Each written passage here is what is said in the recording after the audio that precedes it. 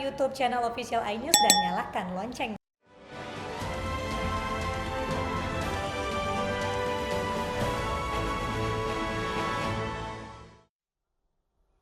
Pemirsa, Anda kembali di iNews Malam. Unjuk rasa mendukung Palestina di depan Kedutaan Besar Amerika Serikat Jakarta berakhir ricuh. Polisi membubarkan mahasiswa yang berdemo tanpa mengantongi izin.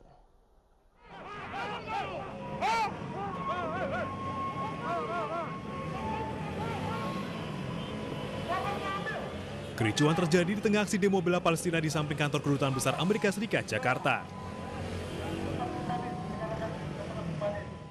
Sekelompok mahasiswa berusaha melakukan aksi di lokasi yang tidak berizin. Kericuhan antara polisi dan pendemo mulai terjadi saat aparat berupaya membubarkan aksi. Sejumlah polisi bahkan sampai naik ke mobil orator dan berupaya merebut mic serta pengeras suara milik pendemo. Dalam peristiwa ini, seorang pendemo ditangkap polisi. Usai sholat Jumat siang tadi, Kedubes Amerika Serikat di Jalan Medan Merdeka Selatan terus dipadati pengunjuk rasa. Ini kita bersuara untuk menyampaikan kepada PBB dalam penjajahan di muka Mereka mengutuk kekejaman dan juga tindakan brutal Israel kepada warga Palestina di Gaza. Pengunjuk rasa juga mengecam sikap pemerintah Amerika Serikat dan menuntut mereka ikut bertanggung jawab atas kekejaman Israel.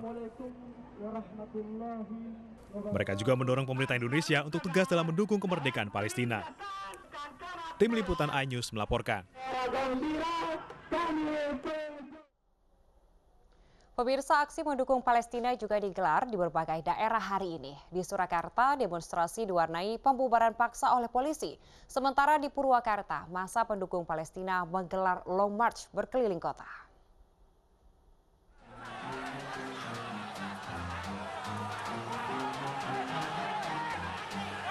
Aksi saling dorong terjadi antara aparat kepolisian dan massa yang berkumpul di Bundaran Geladak, Jalan Slamet Riyadi, Solo, Jawa Tengah.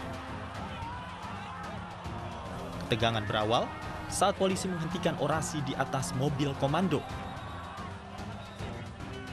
Akibatnya, aparat Polresta Solo terpaksa membubarkan massa lantaran jumlah massa tak sesuai dengan izin yang diajukan sehingga berpotensi menularkan COVID-19. Pemberitahuan yang diterima oleh pihak Polri terkait dengan aksi unrwas pada siang hari ini, itu Korlap menyampaikan hanya 80 orang. Tapi rekan-rekan semua tadi melihat semua, hampir 600 massa yang terlibat atau dilibatkan dalam aksi unrwas pada siang hari ini. Secara protokol kesehatan terkait dengan berkerumun atau tidak jaga jarak, ini sangat rawan sekali.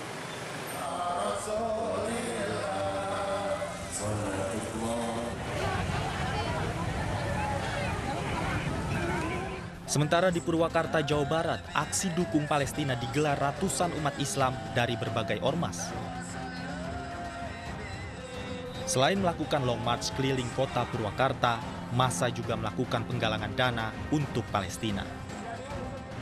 Sebagai bentuk kecaman, massa juga menginjak-injak bendera Israel.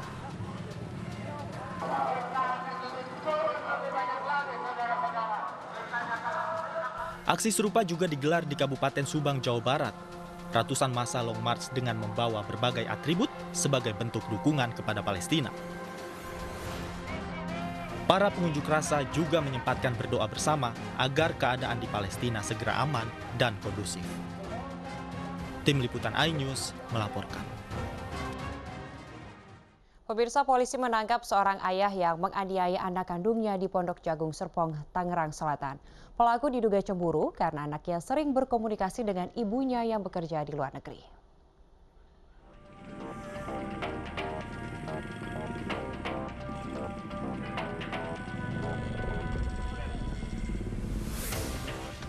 Wahyu Handoko tak berkutik saat tim gabungan dari Polsek Serpong dan Polres Tangerang Selatan menangkapnya karena menganiaya anak kandungnya. Wahyu ditangkap selang 3 jam usai video kekerasan terhadap anaknya beredar luas dan viral di media sosial. Pelaku tega menganiaya anaknya karena sang anak kerap berkomunikasi dengan ibunya yang telah berpisah dengan pelaku karena bekerja di Malaysia. Saat ini tersangka dalam proses pemeriksaan dan penyidikan Satreskrim Polres Tangerang Selatan. Kemudian berkaitan dengan korban, usia korban baru 5 tahun dan sekarang dalam proses mitigasi terhadap traumanya. Kami bekerja sama dengan dari pemerintah Kota Tangerang Selatan.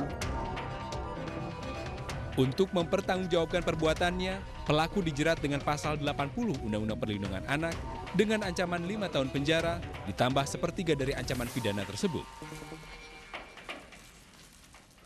Dari Tangerang Selatan, Nunung Purnomo, iNews melaporkan. Setelah sempat buron, Amri Tanjung, anak anggota DPRD Bekasi yang menjadi tersangka kasus pemerkosaan dan perdagangan anak, menyerahkan diri. Ia diantar oleh pihak keluarga ke Polres Metro Bekasi Kota.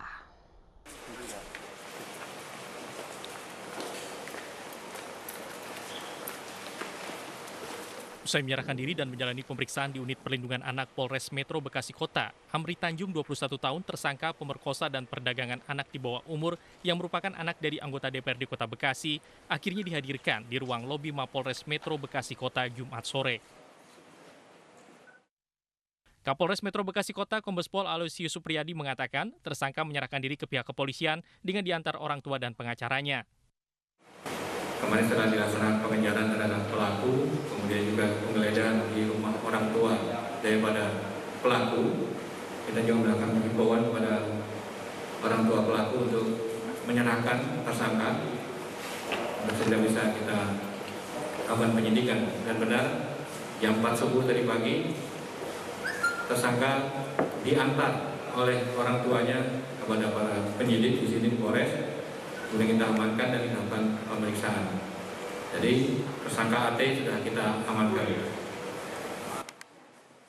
Tersangka pun mengakui perbuatannya melakukan persetubuhan dengan PU berulang kali di rumah kos di Jalan Kinan, Rawalumbu, Kota Bekasi. Namun untuk perbuatan perdagangan anak terhadap korban, tersangka menyangkalnya. Dekat, Pak. Jadi karena saya dengan dia terlalu dekat, mungkin saya pacarnya dia kan. Tapi emang udah saling hubungan sayang-sayangan. Tapi saya selama ini nggak pernah ngucapin perasaan saya ke dia, Pak. Nggak pernah diungkapkan ya? Nggak, Pak. Untuk persetubuhannya memang betul ada ya, terjadi ya? Ada, Pak, kalau itu, Pak. Nggak pernah kamu sekap ya? Tidak, nggak pernah saya sekap, Pak.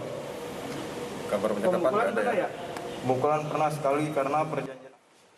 Dari tangan tersangka, petugas mengamankan sejumlah barang bukti diantaranya celana dan pakaian korban. Sementara guna mempertanggungjawabkan perbuatannya, tersangka terancam pasal 81 ayat 2 tahun 2016 tentang perlindungan anak dengan hukuman maksimal 15 tahun penjara. Dari Bekasi, Jawa Barat, Rahmat Hidayat, iNews melaporkan. Tak terima ditegur, seorang pekerja di perusahaan nikel di Konawe, Sulawesi Tenggara menikam atasannya sendiri dengan keris. Akibatnya, korban tewas di lokasi kejadian.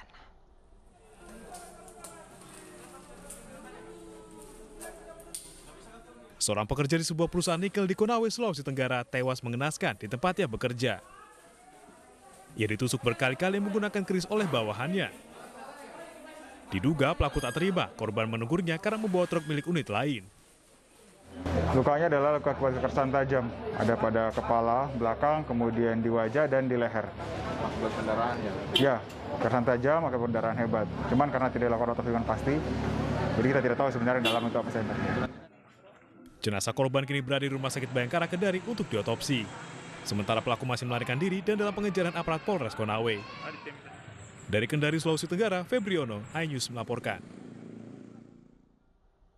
Pemirsa, pasca pembunuhan 2 prajurit TNI, Polres Yahukimo, Papua menggelar olah TKP dan memeriksa sejumlah saksi. Polisi mengaku telah mengantongi identitas pelaku.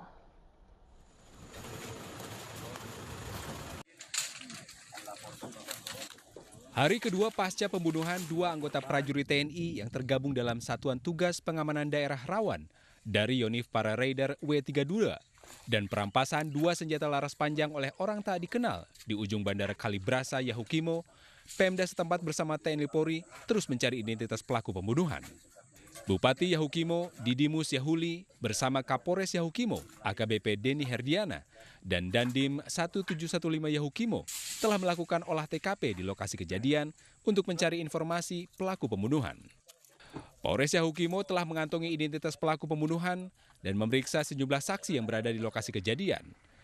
Aparat TNI Polri masih terus melakukan pengejaran terhadap pelaku yang diduga melarikan diri ke dalam hutan. Dan untuk dugaan para pelaku dari hasil pengembangan penyidikan, kami sudah mengerucut kepada beberapa pelaku dan sampai saat ini kami masih terus melakukan pengejaran. Sementara itu, suasana di Kabupaten Puncak, Papua, khususnya di distrik Ilaga semakin kondusif. Aktivitas dan roda ekonomi masyarakat pun berangsur normal tanpa gangguan kelompok teroris KKB. Tim Liputan iNews melaporkan.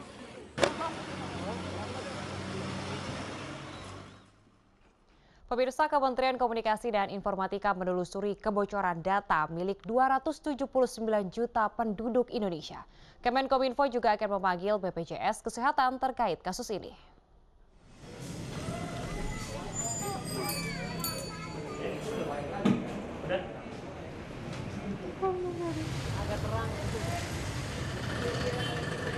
Kementerian Komunikasi dan Informatika memutus 2 akses tautan yang digunakan untuk mengunduh data penduduk yang bocor di situs Raid Forum. Kemenkominfo juga akan memanggil BPJS Kesehatan untuk bersama-sama menginvestigasi kasus ini. Sebelumnya viral berita di media sosial yang menyebutkan adanya kebocoran data pribadi milik 279 juta penduduk Indonesia. Data tersebut dijual di situs Service Web Raid Forum. Data berisi nomor induk kependudukan, nomor ponsel, email, alamat, hingga gaji. Diduga sampel data yang beredar berasal dari BPJS Kesehatan.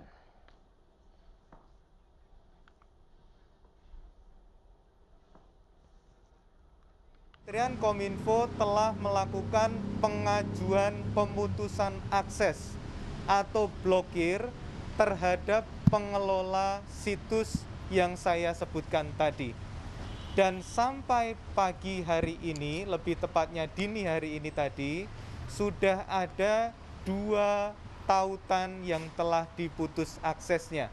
2 tautan tersebut adalah bfiles.com dan juga mega.nz.